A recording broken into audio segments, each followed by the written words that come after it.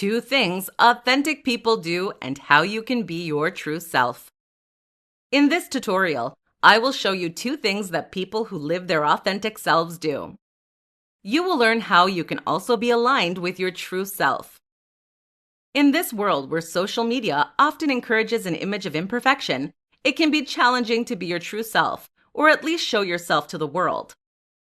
While those who live an authentic life tend to be happier and have more success in life, it is by far more difficult to do than it seems. The following 2 recommendations will help you live a life where you can be your true self. The first suggestion is the following.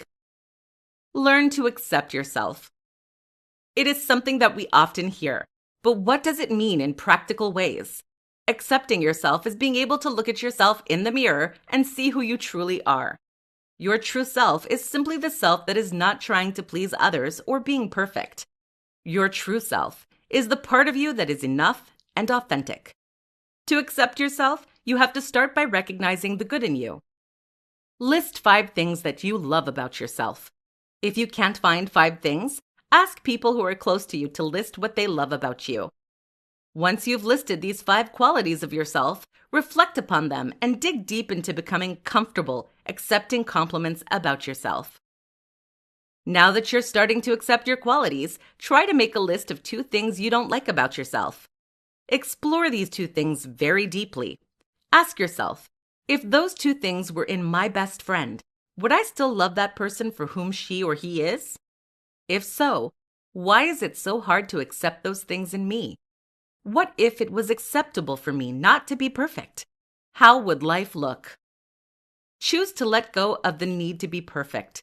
Do you have to be perfect to be loved? What if loving yourself meant that it was merely accepting yourself for who you are, flaws and all? Learn to listen to yourself. One of the biggest mistakes we make growing up is losing a sense of self. We stop listening to ourselves and start paying attention to what others think of us. After years of trying to please others, we completely forget who we are and what we want. It is possible to come back to listening to yourself by starting to build boundaries. Boundaries mean that you place yourself as a priority to ensure that you don't lose yourself in relationships with others.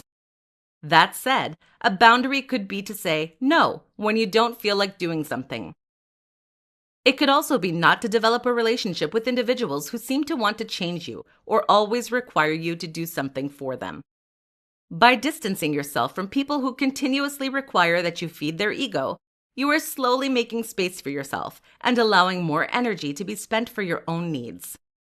Once you've created that space, it will be easier to understand your needs and listen to what you want in life. Listening to yourself can be difficult at first because we don't always know what we want or what we need. A great way to approach it is to seek what you see in your external world. For example, if you feel like you need attention from others, it could mean that you simply need to give yourself more attention. On the other hand, if you get annoyed by people who don't meet your expectations, it could be a sign that you feel you're not meeting your own expectations. Debbie Ford once said, "The world mirrors yourself back to you.